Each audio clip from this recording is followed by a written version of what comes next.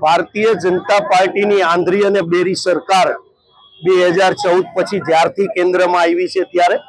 ED CBI આવી ટીમોનો દુરુપયોગ કરીને ક્યાંક ને ક્યાંક વિરોધ પક્ષોને દબાવવાનો પ્રયત્ન ભારતીય જનતા પાર્ટીની સરકાર દ્વારા થઈ રહ્યો છે। ત્યારે કોંગ્રેસના શ્રીમતી સોનિયા ગાંધીજી અને રાહુલ ગાંધીજી ઉપર જે ખોટા કેસ નેશનલ હેરાલ્ડ કરીને જે વર્તમાન પત્ર હતું જેની ઉપર અંગ્રેજોએ પણ બેન્ડ માર્યો એને ક્યાંક ને ક્યાંક ચાલુ રહે અને ભારત દેશનો અવાજ બંધ ન થાય એ વિચારથી એમને ચાલુ રાખવા માટેના જે પ્રયત્ન હતા એ ખોટા કેસની અંદર રાહુલજી અને શ્રીમતી સોનિયા ગાંધી ઉપર કેસ કર્યા હતા। રાહુલજીને 8-8, 9-9 કલાક ઈડી અને સીબીઆઈ દ્વારા પૂછપરછ કરવામાં આવેલી હતી। પણ આ દેશની અંદર આપના માધ્યમથી કહેવા માંગુ છું કે જે બંધારણ બનાવવામાં આવ્યું છે અને જે આપણી સર્વ વર્લ્ડની અંદર જે આપણી લોકશાહી છે એને જીવિત રાખવા માટે કોર્ટની અંદર જે કેસ કરવામાં આવ્યો હતો એમાં સોનિયાજી અને રાહુલ ગાંધીજીને નિર્દોષ છુટકારો તો થયો છે, પણ ભારતીય જનતા પાર્ટીની જે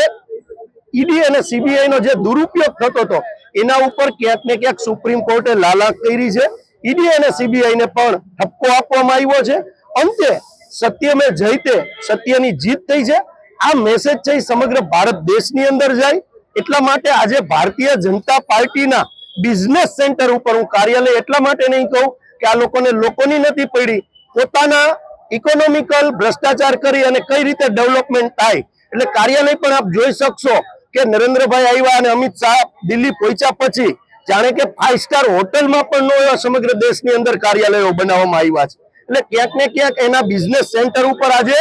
કોંગ્રેસ દ્વારા હલ્લાબોલનો કાર્યક્રમ રાખ્યો છે અને સત્ય મેં જયતે કરી અને અહીંથી અમે 500 મીટર જ દૂર છે ત્યાં કૂચ કરી અને જવાના છે।